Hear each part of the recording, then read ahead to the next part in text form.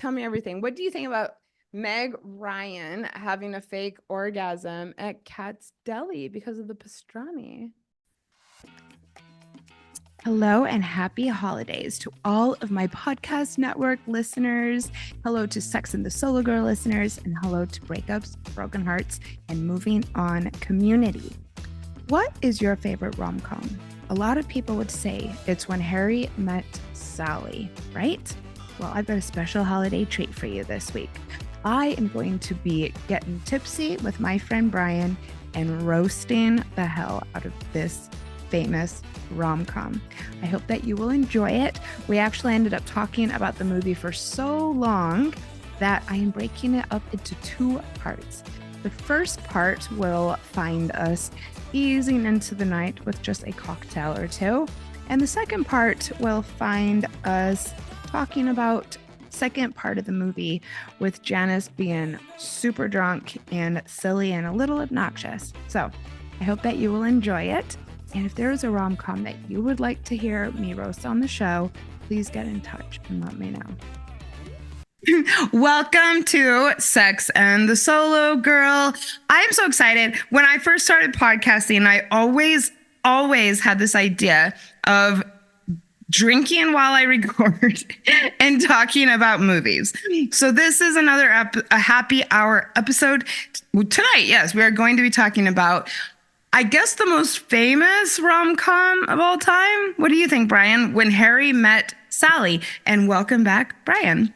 Yeah, thanks again for inviting me. It was all fun last time when we did the Friends with Benefits movie. Yes. So happy to be here again. Brian is a friend of mine from the neighborhood. I know that people know that I meet people out in the wild, and Brian is one of these friends. What did you think just overall about the movie? And then we're going to fucking get into it. Well, overall, usually we start with the rating, I guess. Yes. So I think last time, did I rate Friends with Benefits like 8 out of 10 or something? You did, and I'm sitting there like, okay. You rated the opposite, 2 or 3. I was like a 3. Yeah. So I guess since the last time was like 8 out of 10 for this movie, if I can rate it 20 out of 10, I probably will do that. Oh my God, I can't wait to hear why. Yeah, because the last movie with Friends with Benefits, that's like this hilarious, it's funny, and it like can kind of laugh while eating your popcorn. But then later on, it's like, it's not a movie you really would think of watching again and again. Like maybe 3 years later, you just completely forgot about it. Like you forgot who the actor was even, because it was not something it doesn't stick in your memory.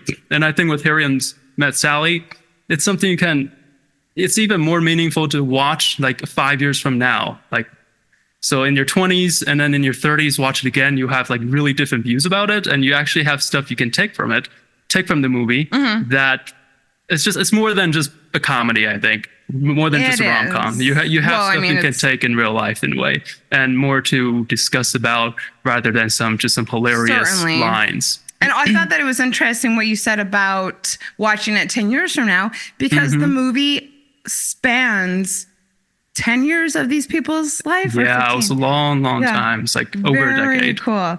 Yeah. And amazing. So we're going to be talking about When Harry Met Sally tonight. And it's a happy hour episode. And so we're both drinking. It is almost 7:00 here in Denver on a Friday night.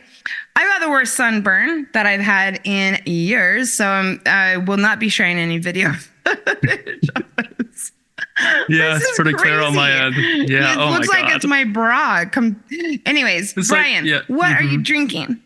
Okay, so the name of this drink, which was, I guess, customized by someone from online, is called I'll Have What She's Having. That's the name of the cocktail. Yay! I was like, I saw that. I was like, okay, I have to do this one because it makes total sense. So the ingredients, 1 part of vodka, and then 1 part of ginger, orange, cranberry shrub. Cranberry what? And then cranberry shrub. They call it a shrub, which at first I didn't know what it means, but it's basically, I think it's just a mixture of cranberry, ginger, orange, and then with some sugar and then some cider vinegar. And you made it? Yeah, I made it. It's quite sour. I tried using the proportion they recommended, but I think I could have added more oranges or something. Oh, it's good. I like the I like the color of it. It in is a way a cute fits. cocktail. I think it fits the theme. It's orangey. It kind of fits the theme of the movie because the whole movie is basically either happens in the fall or in the winter. So in the fall, when the leaves change colors, it's like orangey. So I just thought of that. I was like, oh, it kind of worked that way. I love it. And you're right. I haven't thought about that. I just realized, there's like every part of the movie, it's always in the fall or in the winter, which is really interesting. I think it's probably, I don't know, it could be that it's just a time where it's cold and you want someone to cuddle with. That could be one. So maybe, I don't know. I mean, New York is amazing in the fall, but it's also amazing that could be another. In the summer. What are you having? So, I'll have what she's having. I am also on a themed drink. I asked on my Facebook group, like, what should I do? Or on my Facebook page, what should I do? A Harry Met Sally drink. A couple people said something about like an orgasm cocktail. And so an orgasmic cocktail typically consists of chocolate liqueur and vodka. And so but I went to the liquor store down the street and they didn't have chocolate liqueur. And so I have Bailey's, vodka, heavy cream, and chocolate chips. Do you feel potential for orgasm after it's drinking very that? Fucking good. It's pretty good. It looks pretty good. It's like you can see the chocolate here. I see it at the bottom. It's almost like those pearl. They're very tiny. Like boba milk tea, those types of bobas in the bottom. Yes, it is absolutely delicious. It's a simple one, but crowd pleaser, I would assume at least. Well, I'll have a sip as well. Cheers. All right. Cheers. When Harry Met Sally came out in what year do you think, or do you already know? It came out around the same time that Seinfeld came out, which is really interesting. 1989, yeah. It's very cute that you know that. And I guess it's starring Billy Crystal and Meg Ryan, who is cute as a button. Yep. I mean, she aged well. God, she has the cutest little face in this movie. Were you all taken with her? That's just her whole, not just her face, but just the way she moves her body and her hair. Brian. I love that style of hair. It's just so charming and charismatic, and it works with her quirky personality in the movie. It's just like, it just works so well. So I love it. I love seeing her whenever she's in the scene. And I really liked, one thing I can definitely say for this movie is the character development was really good. I really, really love You've Got Mail. And she does have, a lot of the similar mannerisms. That's one I would love to see. Like the two other ones, Sleepless in Seattle's one. And then You've Got Mail is another, both starring Meg Ryan and Tom Hanks. Meg Ryan. I haven't seen those two yet, but I would love to. Oh, how interesting. So Sleepless in Seattle, I think came out when I was in junior high. The hilarious thing is I was just down at the pub getting ready for this, and I was speaking with one of the bartenders about When Harry Met Sally, Sleepless in Seattle, and, the overlap. The film posters for When Harry Met Sally and Sleepless in Seattle are almost identical. And we were thinking that they must have done that to monopolize on the success of When Harry Met Sally. Because we looked up the poster for Sleepless in Seattle, and it's Tom Hanks and instead of Billy Crystal. Same exact concept with them both on the other sides. Really? So it's similar to When Harry Met Sally poster? Yeah, almost exactly. Oh yeah. Actually, as you now talk about it, it's like Meg Ryan looking up and then Tom Hanks looking down. Yes. And I actually love that poster a lot. Colors. It just works. And it worked for Harry Met Sally as well. Very different movies, but yes. Meg Ryan was coming up. So let's get into it. So we have Meg Ryan and Billy Crystal, Sally, and Harry. This already, I was confused. So Meg Ryan is going to be giving Billy Crystal a ride to New York because they both graduated from college and they're both moving to New York from Chicago. And Meg Ryan is friends, at least, with the woman who Billy Crystal is dating. Okay, so first of all, she rocks up. She's going to give him a ride. This has obviously been planned in advance. But they act as though Billy Crystal and Meg Ryan have never met each other before. But she's going out with his friend? Or he is going out with her friend? Yeah, so a mutual friend that neither of the friends have met. And then that person whom, what's her, I guess Amanda in the movie, is like both of Harry and Sally just completely forgot her name years after. It's like 5 years later. 5 years after. It's like they brought the two together, and then the friend just disappeared out of nowhere. They had no idea where she went. Just like, yeah, they didn't give her any recognition. Their friends are going to give them recognition later on. But okay, so so sad. Okay, so she rocks up, she picks him up, and immediately, there's this tension. I would like to ask, why, if you're going on a road trip, do you have like a face-sized bunch of grapes with you that you just immediately start eating? And so he pulls out grapes. They're having the sexual tension from the very beginning. And not only does he have this big thing of grapes for no reason, they have seeds in them. That is not American. Season the grapes? I didn't even... Seeds, yeah. Remember, he the spits season, it out the window. yes. And when I saw him spitting the seeds on the windshield, yeah, first there's that reaction you just gave. I was disgusted. I'm like, oh, gag reflexes. But also it reminds me of this one story that my dad told me, this anecdote. Oh. Basically, it's this: he was riding in this taxi. This is back in the days, and he was in Taiwan at the time. And then this taxi driver, I remember he had no shoes. He was wearing no shoes. Okay. And then the smell, like my dad could literally smell his feet from behind the back seat. God. And then next to his seat, he placed a cup of water or a cup of something, whatever liquid it was. And then at the time, it was like 20, 30 years ago, betel nut was kind of a big thing there. Betel nut? Yeah, oh yeah. What is betel nut? Well, because I've never tried it. But basically, you chew it, and you spit it out, and it produces some really strong. Yeah, it's kind of a disgusting smell and taste, but people love it. It's like it's an alternative to cigarettes, but in a way more gross. Okay, like kind of like chewing tobacco. I don't think so. It's not quite. I've never actually seen the actual thing. What do you call it? Nut. It's called betel nut. Betel nut. But basically, just it's something disgusting. And then this taxi driver had it next to him. And then once in a while, he would pick up this cup and just start chewing the betel nut and goggle with it. Oh my God, I'm going to throw up. And then, now this is different from Harry. Harry kept the window shield on as he's spitting the grape seeds. Oh. But like for him, the taxi driver, he rolled his window shield down and then spit out his betel nut. Oh. And right next to the car, the taxi driver was a black Mercedes, tinted windows. Okay. And back in the time, like if you spot like black, especially black Mercedes or BMWs that are tinted, you don't fuck with them, man. It's like in Taiwan.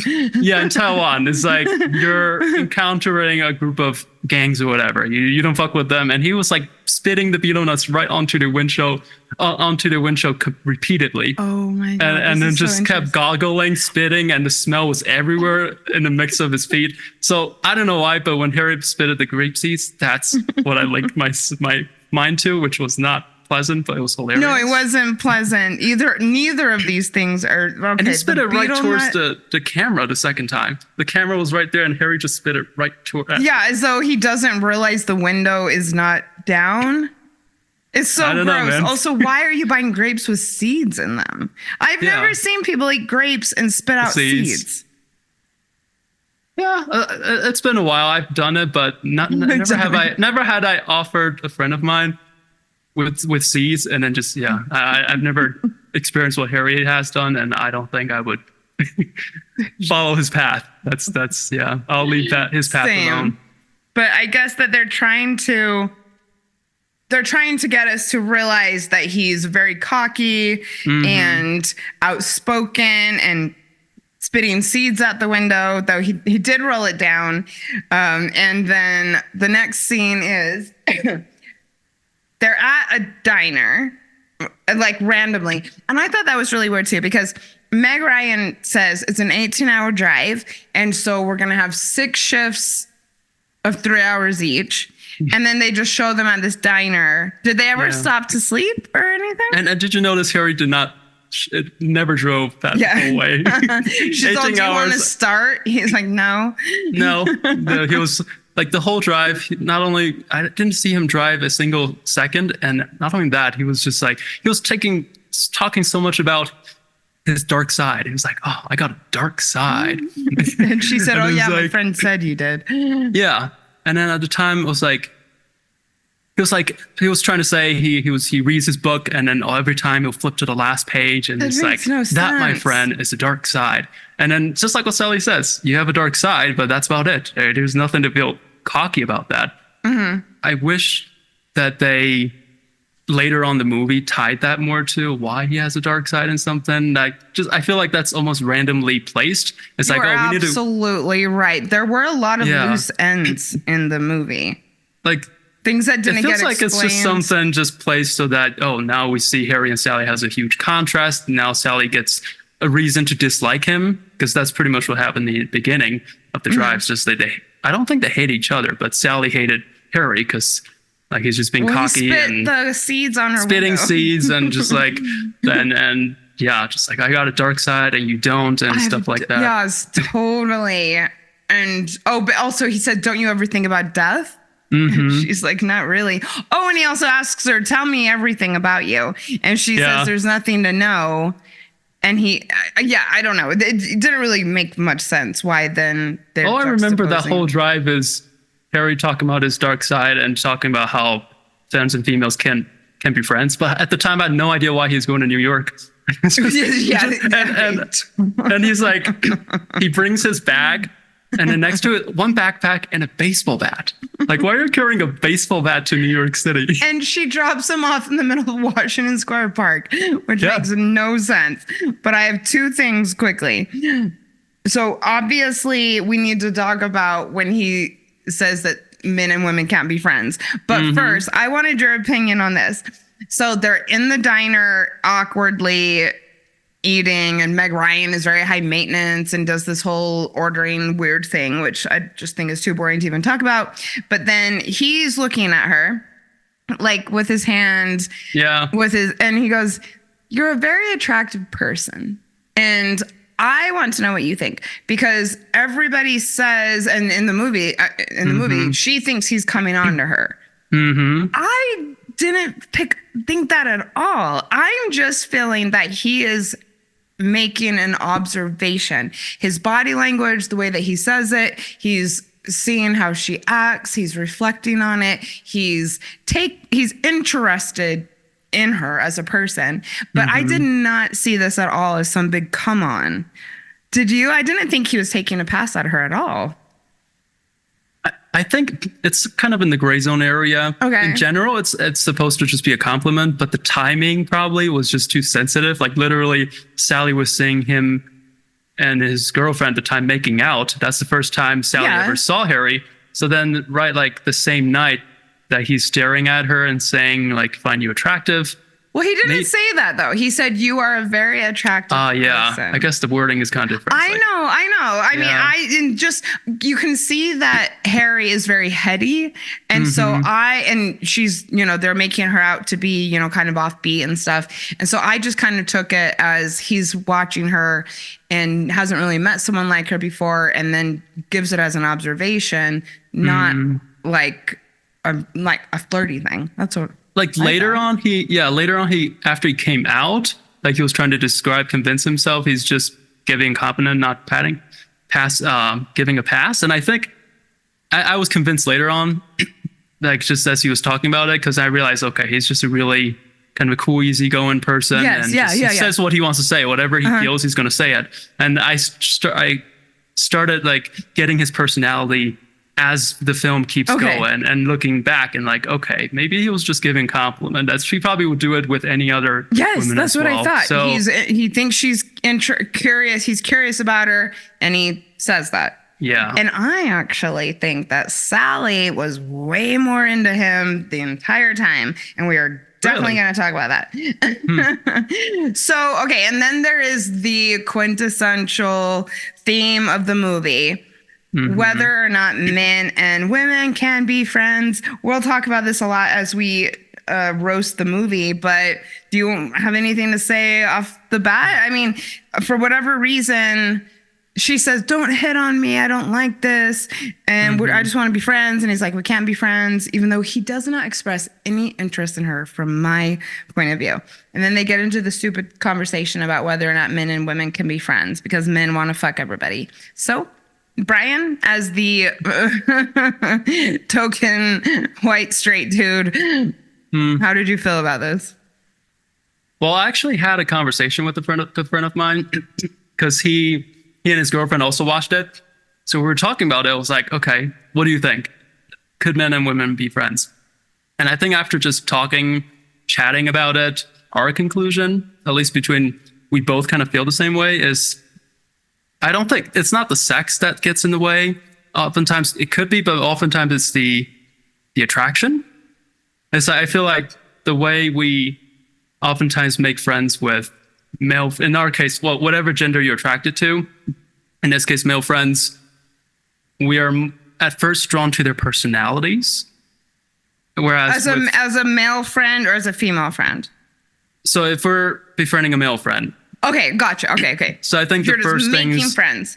Yeah, making friends. So as we both tried recalling, we don't really focus on the appearance that much. The first thing we notice is, oh, do I like this person's the personality of this person, and how do we vibe that way? Whereas with female friends, sometimes the attraction parts kind of matters. Like, and then this is talking about females, right? So if he's like not interested in this person because of his own boundaries and preferences he has set for dating purpose, he might not even consider befriending this person as a friend. Yeah. Whereas for male friends, I was asking, okay, what if it's the same, let's say, same ethnic group, but it's a male? Do you see yourself having a chance to be a friend of his? And he's like, yeah, I might focus more on the personality rather than whatever preferences I've set. I think on my end, it's less of that. But at the same time, I do notice, like with male friends, it's mostly because of us befriending them in a personality way, it's sometimes easier to bond in a close, like share whatever we want to feel comfortable sharing. Whereas sometimes if it's a female and we're attracted to them, but at the same time not dating them, it could just unintentionally create kind of a barrier where it's not as easily shareable. Like if we want to share things, or it's like because there's that attraction, there might be nervousness, whatever it is. And then that attraction gets in the way. And then it becomes harder to form a closer friendship as opposed to male friends.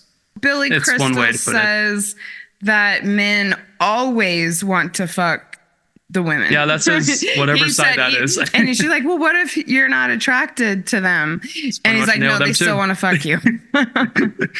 Well, that's Harry, I guess. He's living in his own world, and I don't know. What do you think? Do you think with the male friends first of all, it made me angry because as a woman, sometimes you do always feel like everybody's trying to get in your pants, even if you just thought you were friends. And so that did kind of ring true to me a bit. And yeah, just kind of this frustration because, I mean, he was full on like, no, regardless of how hot he thinks you are, he still wants to fuck you. And so that, it's hard to navigate the world as a woman when you actually, that is my lived experience. But also I was a little offended too. I mean, look, it was released in 1989. It's very, very, very straight. It's very heteronormative. I actually sat down and started making a list of my male friends. And I like the first three guys, my best friend is gay, and the first three men who I wrote down were gay men, and I'm like, oh, does this mean that doesn't count? According to the theory of the film. And then I just kind of moved on because they're assuming that everybody who hangs out are straight, and that's, I don't know. That occurred to me also, immediately. I remember a female friend of mine when it was early on when I was meeting her friends. I think many of her friends were also gay, and it felt like it was just very natural hang out with them because you don't have to worry about the sexual or the intimacy I'm part. sure that there's an element to that for sure. But at the time, though, like it was 89, right? At the film at the time. I feel like, just like you said, a lot of people were straight at the time, or did they? A lot of people were straight. The people who were gay weren't as comfortable sharing. That's what I mean. And so at the time, maybe that held more truth to it. Whereas nowadays, because people are more open and all that, befriending is probably a bit easier. I don't know. This would probably be one area where when Harry met Sally did not age well, because this would just not resonate with so many people right now. Because nowadays, I feel like most people would disagree. But it's still interesting hearing your experience, just to know that your top 3 male friends are all gay. So I guess some of that still translates even nowadays. The first 3 men I wrote down, and then the next 2 men I wrote down are married. So I don't know. Oh, and then Harry has his own thing, the amendment thing in his flight. It was like, oh, there's amendment. If both parties have a significant other already, then whatever he said, then that could work. And then he changed his mind and realized, oh, it can't work actually. So very, very interesting. And I have to say also, I absolutely love the men in my life. She says whatever. I don't even understand this. Okay, just really quickly. So I don't think coming on to her. She thinks he is. And he says, men and women can't be friends. And so she's like, well, that's a shame. I don't want to date you, but you're the only one I know. And they just bounce on each other. I didn't really get that, because he was not like, I want to go out with you. And if we can't go out, then it's nothing, because I'm never going to want to be friends. I don't know. It was odd the way that they parted ways. Am I wrong? Yeah. But so in your view, you're saying you found that Sally earlier on actually grew interest in Harry. And that's so interesting. Because I was thinking, really, I would love to hear it, because I don't think that he's into her at all. Really? No. Oh, I guess this is where men and women think differently in this case. Okay, cool. Well, I mean, I don't know. And then through the entire movie, there's more and more and more indication that she is way more into it than he is. So she randomly, okay, maybe this isn't random. Well, no, it is. She drops him off at Washington Square Park. Okay, I lived in New York. Why is she dropping him off at the park? Yeah, it was right by the gate. Also, like, he lives in Greenwich Village and he doesn't have a job. It was just that annoyed me so much that she drops him off in front of Washington Square, like one of the most iconic places. And she's like, oh, is this your stop? Bye. 5 years later, I mean, they really are like boom with this film. And sometimes the booms aren't even clear. Like suddenly they'll just switch the scenes suddenly, and you just have to assume this another 6 months have passed. You don't know, but you're like, okay, right. it must You're have so switched. Right. It's like, yeah, we'll get to that later. But it's like every time a scene switch, you just have to assume, okay, maybe another year has passed. Is that like how when it their is going? friends get married? Okay, well, we'll get to that. So 5 years passes. This woman who doesn't even know how to order a piece of pie is in the middle of the airport, like macking, sucking face with this boyfriend. And then I thought that was really weird. Like, the woman who we show 5 years ago, I don't think would have done that in the middle of the airport. But she was like going at it with this She was at it in the middle of the crowd. But what's even more weird is Harry just walked up to them and just stared at them while they were making out in the middle of the airport. She was just like, just staring at them. And just looks, yes. Just looks at them like 1 feet away. And then suddenly he walks it's like, by, he recognizes Joe. I think he recognizes Meg Ryan as well. And then steps back. And yes, while they're making out, he just waits for them to finish. And then he tries recognizing Joe. I guess they knew each other before. And I think that Joe and Billy Crystal were either neighbors or schoolmates. Yeah, or school. I don't know. Because they're both lawyers. I do remember that. Yeah. So I guess one is consultant, one is lawyer. So they're in a similar field. And I could see Sally. I think Sally first noticed him. It was like, oh, Immediately. Immediately. Mm-hmm. And then Harry later, you could tell that he also notices, but they didn't break it at the time. It's like Harry just left it as if he didn't know her. I think he was trying to mess with her head. I think knew so. Who she was. Yeah. Yeah, there's no doubt. And then later, what happens? She was in the plane, just like fantasizing all the kisses she had with Joe. Oh and my then God, no, I want to focus on that for a second because that rang so true to me. Joe and Meg Ryan kiss, and she gets on the plane. She says, Billy Crystal didn't recognize me, but I hate him. And he says he loves her for apparently the first time. And then that was actually maybe my favorite part of the movie, where they then shoot to her on the plane, and she's just sitting there like daydreaming. Mm-hmm.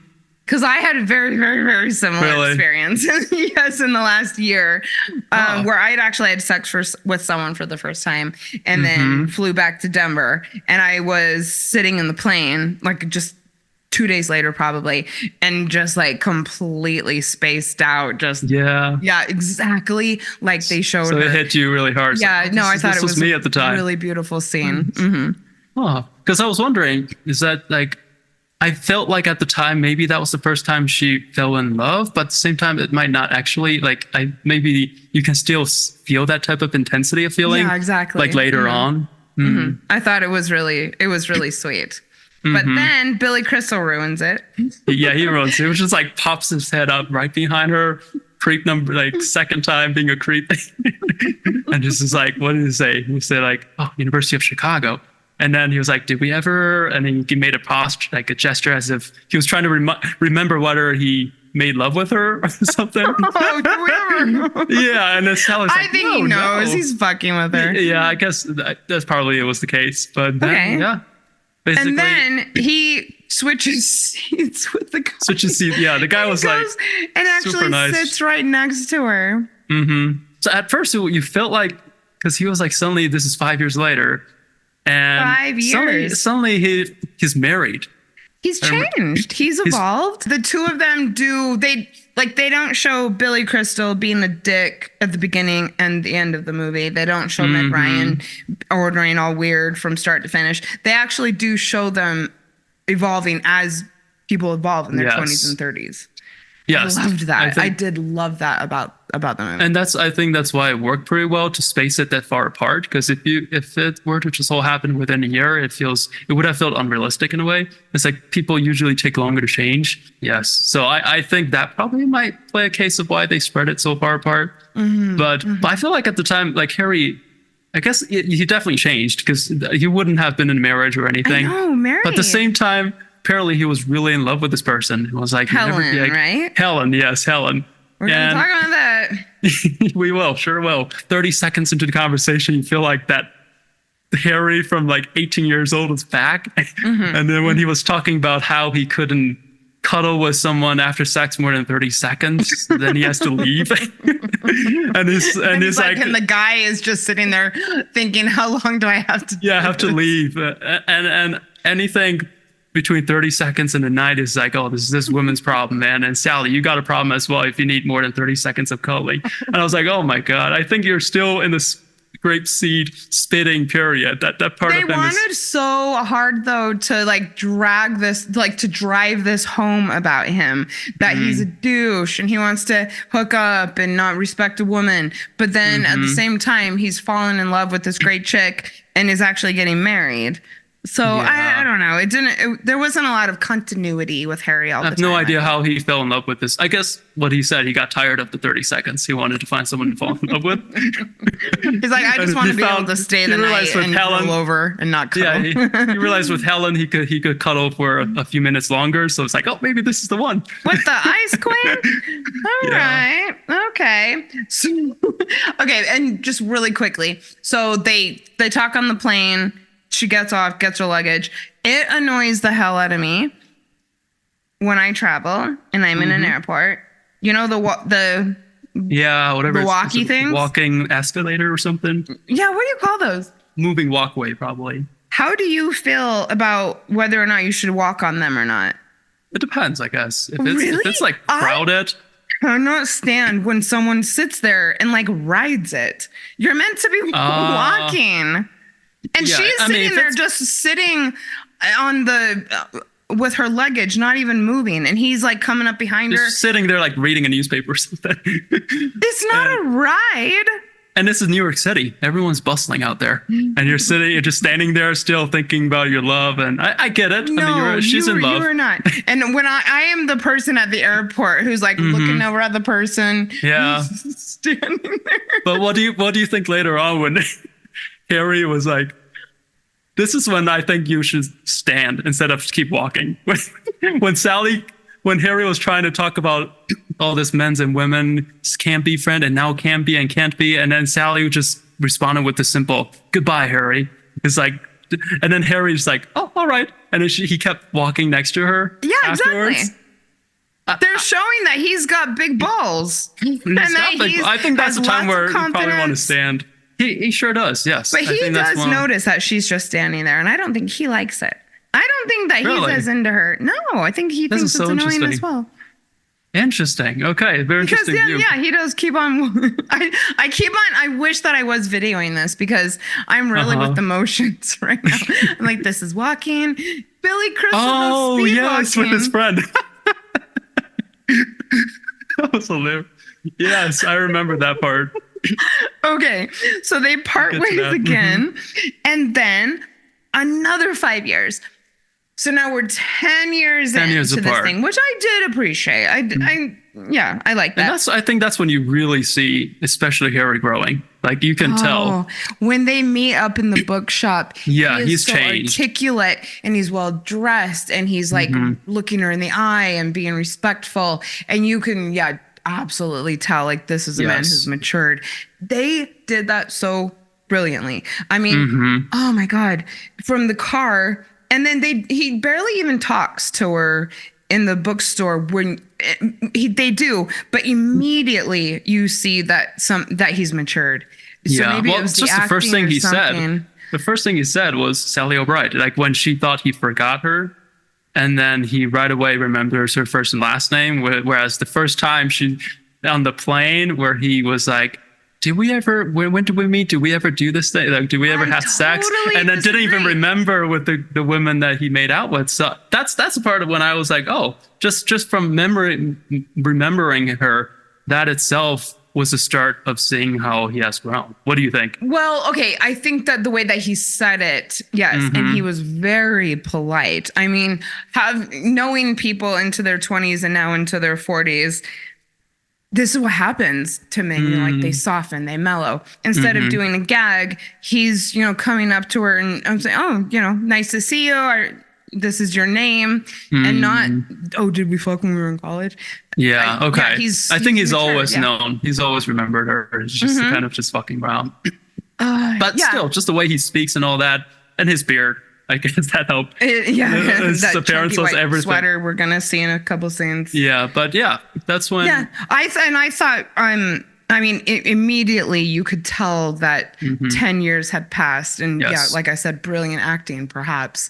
What I thought was kind of stupid was, so Sally and John had been. Was that her boyfriend's name? Joe, I think. Get this. This is going to blow your mind. So I was listening to a podcast a few days ago, prepping for this, trying to get information about when Harry met Sally.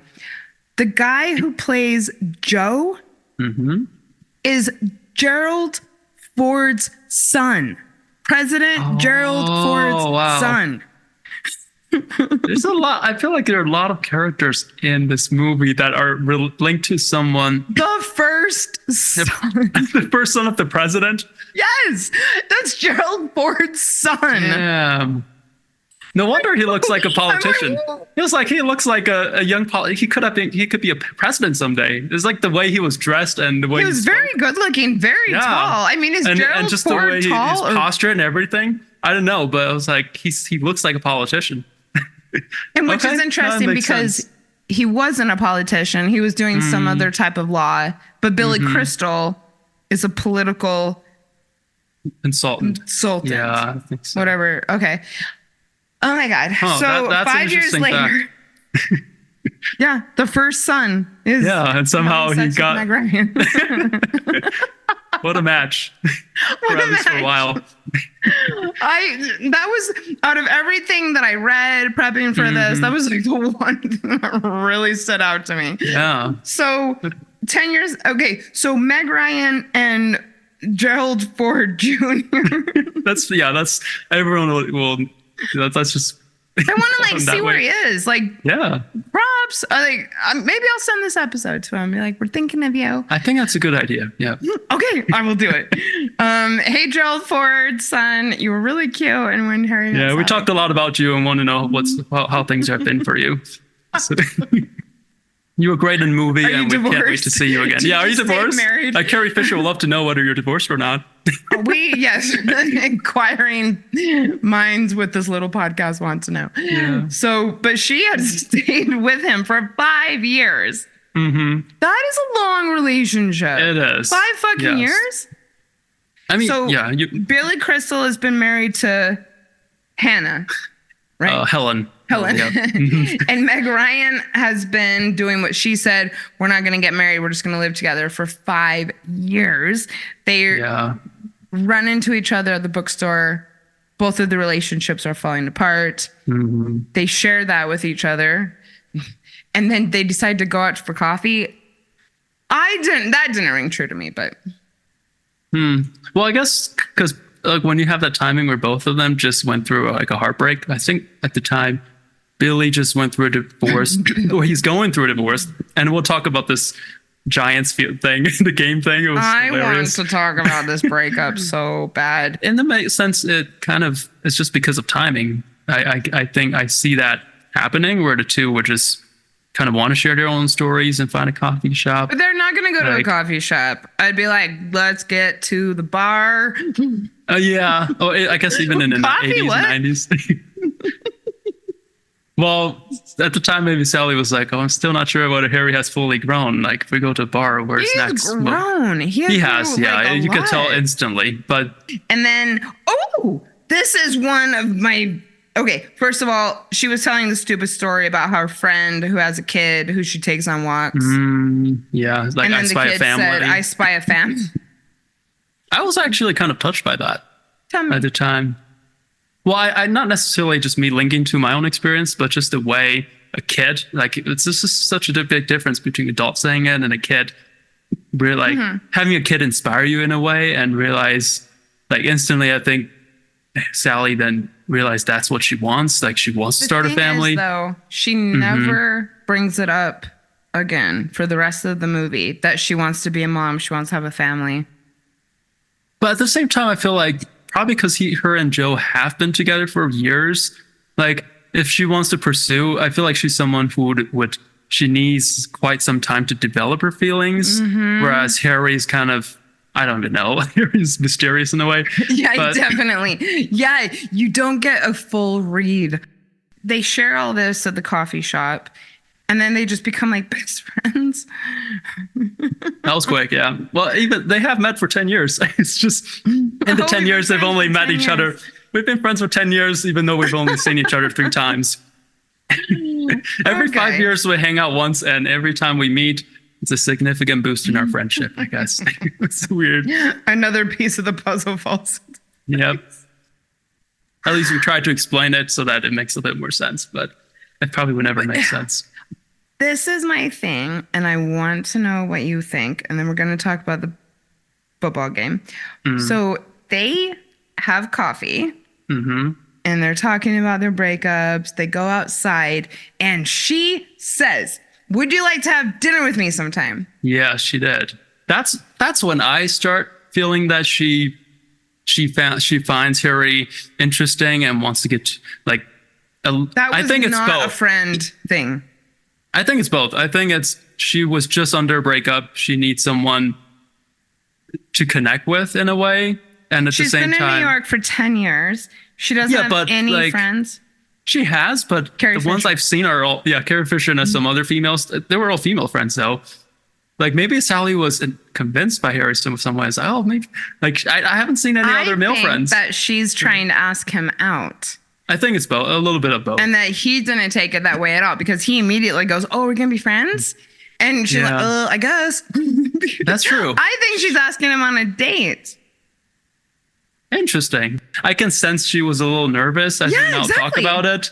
And she felt a little awkward asking that. And I feel like if it's just friends, it wouldn't, I don't think there was much to feel awkward about. Yeah. And I feel like Harry and her ex-boyfriend, Gerald Ford Jr., I guess. Ford Jr. I think the two have such a big contrast probably. Like Harry's definitely a very different personality that maybe in that sense, that she grew interest in his personality because it's so different, and in a way it's mysterious. Like, and then maybe she's like, maybe this dark side has a charismatic impact on me. Yeah, someone who doesn't like hold his cards a little close to the chest. Yeah, he's very compelling yet very mysterious. She is getting wet by him because she's not used to that. So interesting. Oh my God. When she said, "Would you have dinner with me sometime?" I went, "Oh, they're going to just like jump into the relationship." And he doesn't. And then he says, what did he say? I'm trying to remember. He says, you might be the first woman that I've never wanted to sleep with for my entire life. And then she paused for like a few seconds. She's like, "That's wonderful, Harry." In a very sarcastic way. She thought that she held all the cards and that this guy was going to be like, "Give it to me." The way he was processing the breakup was really different from Sally. Like he was just completely absorbed by that impact of Helen. And it sucked for him because like Helen at the time was his wife. And then he realized maybe after 5 years actually, because he was married 5 years ago. And then 5 years later, she suddenly she was moving out and telling him, "I'm not sure if I ever loved you." And that was probably the first woman he has ever fallen in love with. And it was Meg Ryan. Her way of processing the breakup was the complete opposite, where I think Harry was really processing all the emotions and all that. So during that time, he had no capacity to like anyone else like Sally. But Sally at the time, she processed in a very logical sense. That is how I am. She knew the reasons why she broke up with Gerald Ford Jr. And it's so weird to say that because I just think of Sally and Gerald Ford instead. I know when I heard that I couldn't not get it out of my head. I just that the combination of Sally and Gerald Ford's face just doesn't make sense to me. So I'm just gonna say Joe again because it's easier. Okay, fine. Joe Ford. Joe Ford. Yeah. I guess that would be his name. Ford. Joe. Sure. So we don't know his real name. Okay. Well, the way she was processing her breakup is like she was going through all the thoughts and the logic. It's like, oh, this is why me and him don't work. I want family. He doesn't. And she was like, I'm over it. And that was like a few days after she broke up, after a 5-year relationship. Yep. So then in a way, she's just keeping her feelings aside. She said it was her mourning period when they were talking. It was, but he's like, "Oh, you're doing all right. But you don't want to date." And she says, "No, I don't want to date. This is my mourning period, but I know that this is all for the best." But he's not having the same experience. I mean, I suppose if it's a marriage, but let's just talk about this. Joe doesn't want a family. She says she does, but never come back to that for a second. All I remember from all that in the restaurant was this ice cold Mexican tile. That's the only thing. What? Something about that. It was like when you're in a family, you would like have sex on on the kitchen floor and stuff. But I just remember the Mexican tile. That's all. It was like, it's too cold to have sex on. Hold on, Brian. Okay. So, that was actually quite depressing, I thought. Because she said the reason why she and Gerald Ford didn't have kids is they wanted to have the freedom to have sex on the kitchen floor and to take off on a weekend to go overseas for a couple nights.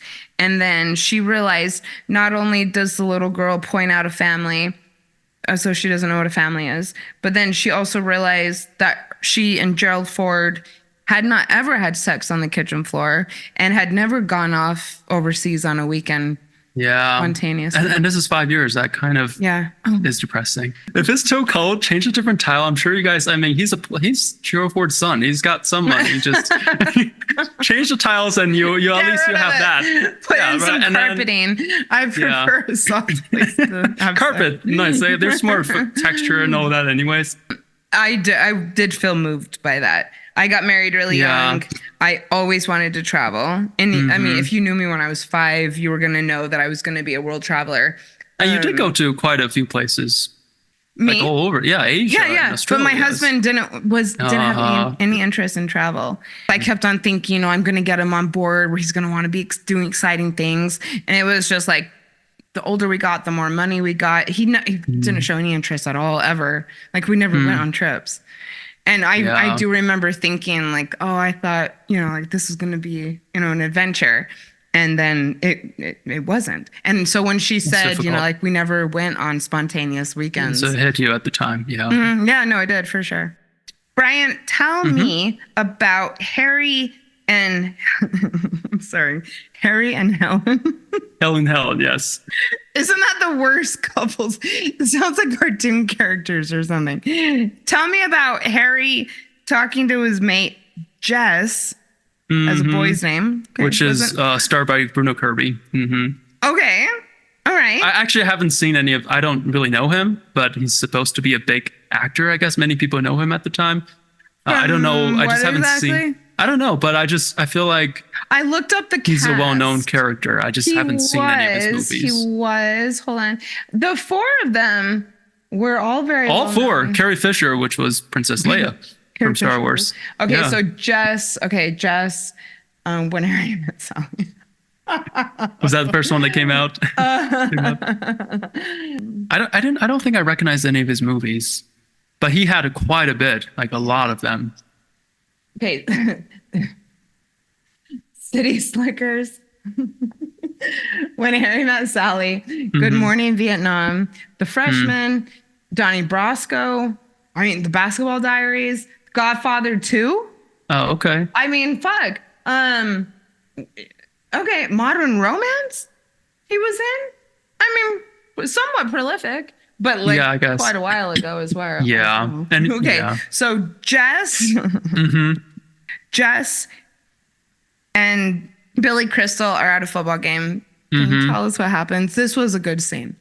So Giants, that was like a football game that they went to. And the first thing is basically everyone's doing this wave thing. It's like a common thing in America. Do people still do the wave? Yeah. That's a good question. This is in my actual notes. If people do the wave. I'm a sports person. Yeah, not in basketball, but in baseball. Like the first time I've ever watched baseball, which I've only watched twice, but that was a game, a Rockies game, like over a decade ago. Yes, everyone was doing the wave. A decade ago, though, and really cutely doing it in this scene. Yes. As they're talking, they keep on doing the wave. And every time, as they're chatting, every time they do a wave, it's always after like a really painful statement from whether Helen or something that's supposed to be where you're supposed to burst out crying, and every time he says something, and she said, "I don't know if I ever loved you." Yes, and both of them, and Jess was like, "Oh, that was rough," and then both of them stood up and did the wave. But with like completely serious. Yeah, it's like I don't know like if I've ever loved you. Whoa, and then they hit. It was hilarious, and there was some other there were so many heartbreaking moments that he said. But I just end up laughing because every time he said something about that, they just did the wave. Let me see here. There's one thing though that they mentioned. So basically, he was trying to explain to his friend Jess of what happened to him and Helen, and Helen was basically telling Harry that she wants a trial separation, which it's very interesting. Basically, what she's asking for is they were already husband and wife, and she's like, I want to try dating again and just see how that goes and have a trial separation.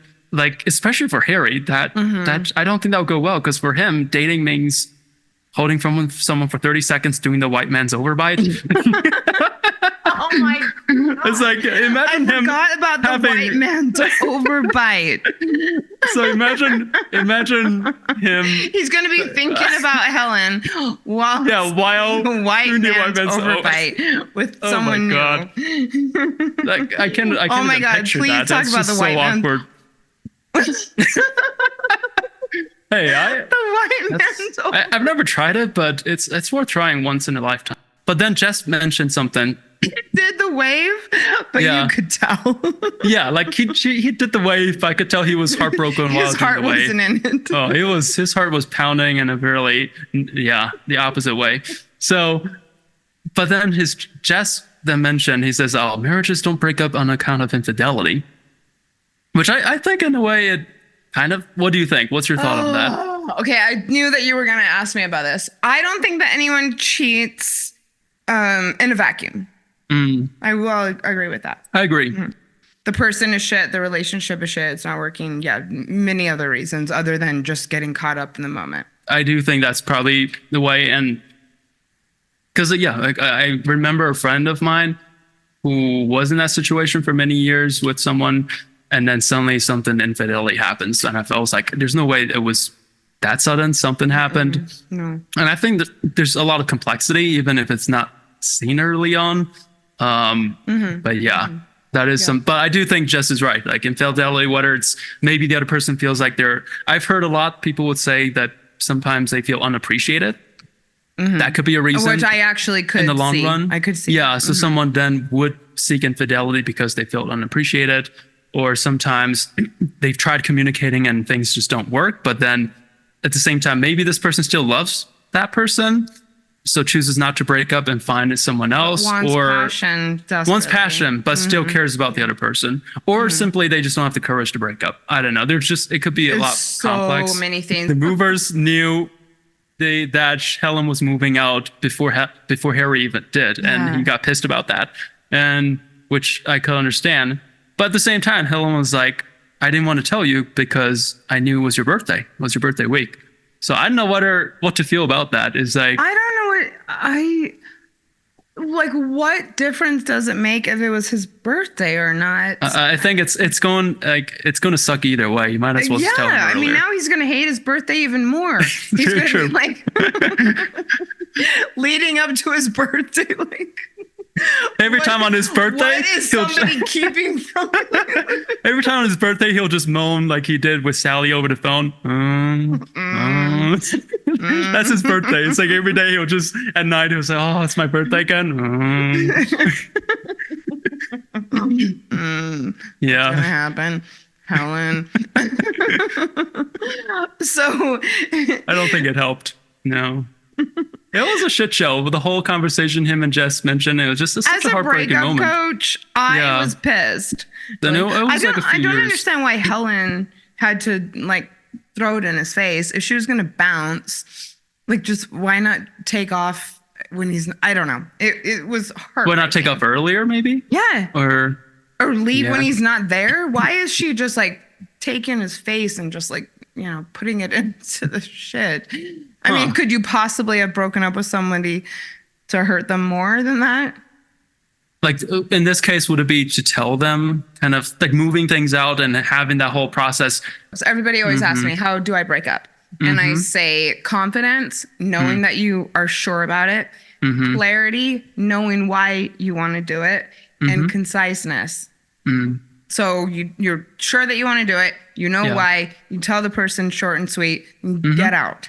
It felt like she was trying to torture him for some reason. So Billy Crystal gets divorced. He and Meg Ryan don't have any other friends, apparently. And so they're spending all of their free time together, talking on the phone nonstop. And then their friends bang. Yeah, all the friends, like the Jess and Marie. Jess and Carrie Fisher bang. Yeah. Well, I'm talking about them. I love to talk about the double date thing, which went horribly wrong. But basically, carte blanche. Yeah, basically what happened was, I think Sally was trying to hook Marie, or in this case, Carrie Fisher, up with Jess. So with Carrie Fisher was meant to be going out with Harry. Yeah, with Harry. And then Meg Ryan was going to go out with Jess. With Jess, yes. It was interesting. It was like, because two of them, Harry and Sally at the time, like, I don't know if they caught feelings for each other. I think they must have, but they just... Well, shit, Meg Ryan wanted Billy Crystal, but... And I love how they're like, oh, what are like the two people we know? Let's... and these are the two people. Set each other up. Wouldn't it make no sense at all? But yeah, and then basically things went the completely different direction in a positive way, I guess. With Jess and Carrie Fisher, things were just clicking instantly. And first, Jess and Sally basically... Yeah, it was hard to watch. It was hard to watch. And I remember when Harry and Carrie Fisher was trying to talk, Sally was like, oh, Marie, you and Harry are both from New Jersey. And Harry was like, oh, where's you from? Central. It was so cringe. Basically, they each spoke their own city, and then that was it. There was no other word beyond that. But Meg Ryan and Billy Crystal kept looking at each other, but also Carrie Fisher and Jess, like everybody could see. But then, of course, something sparked. I think Marie accidentally quoted what Jess wrote, because Jess was a writer. And then, which is interesting, Sally's a writer too, but both of them just couldn't coexist. Is she? Okay, hold on. They never make reference. Nothing. Yeah, I don't. Her job. All I knew was she went to New York because she wants to be a journalist. They don't ever talk about her job ever. Career is everything. Yeah, so I guess because it's in New York and them not speaking anything about the job that much, which makes it really interesting. I don't know whether it's pull or push for people watching it, but it's interesting. Yeah, New York is like job is everything. It's everything. Yes, you would definitely know what she does. Yeah, and they would have brought it in because they're showing Billy Crystal and Meg Ryan hanging out like 24/7, and but I mean we know he's a. Anyways, yeah, they never come back to actually the substance of this woman. But and that was also a little offensive to me. She's just like this blonde bitch. Yeah, because but at the same time, I think they balanced it with Harry. Like we knew he was a consultant, but they never really elaborated after that. Yeah. So like both of them, they didn't really talk anything about their jobs. So I think in that sense, it kind of helped balance. It's like, okay, they didn't talk anything about Sally, so didn't they with Harry. So I feel a little better after that. Yeah, you're right. It makes it kind of intriguing. It's like, it's not as predictable. Just because it's in New York doesn't mean kind of. But also like this is like their entire lives as well, which I did kind of find annoying that you wouldn't think that either of them did anything but wake up, hang out, hook up their friends with each other, get on the phone, talk about Casablanca, go to the salad bar. Yeah, that's an alternative way of living in New York that I'm not sure if it's sustainable nowadays, but it works in the movies, I guess. I wish. So Carrie Fisher fucks Jess. and I love how they just like both Sally and Harry was like, you can tell that they were caring for each other by telling Jess and Marie and Carrie Fisher separately. It's like, I know you guys are attracted to each other, but just don't call for a few days. Yeah. And then they were like, oh, I wasn't even thinking about that. We won't do that. And then 1 second later, the taxi came. And it's like, oh, I don't feel like walking anymore. Taxi. And then Carrie Fisher was like, oh, I'll go with you. That was really, like, I thought that was cute. I thought it was cute too. And I personally, I feel like that was a big reason why Harry said his famous statement in the end of the movie, which I love, which is a very sweet one, which is, like, when you know that you want to spend time with the person you love, you want it to start as soon as possible. When you want to spend the rest of your life with someone you love, you want it to start as soon as possible. And Harry and Carrie Fisher did it just that. They just went straight into the attack. Okay, I guess their friends influenced him in a way. It's like, yeah, if you like someone, just do it right away. I mean, rom-coms, as I always think that people should take things slow in relationships. Yeah. And rom-coms are not the best example of that. But I did like that. And actually, Carrie Fisher and I'm sorry to keep laughing every time. Jess and Carrie Fisher, their relationship, I felt, was portrayed in a very healthy way. I think so too. I mean, I feel like a healthy relationship supposed to have some healthy arguments. They were friends. They were friends, and they had things to. Yeah, they fought as well, but in a healthy way. It's not it's something you can just most couples would fight, like the wagon wheel table, which I found the wagon wheel table really attractive. I would put it in my living room anytime, but that thing was been just.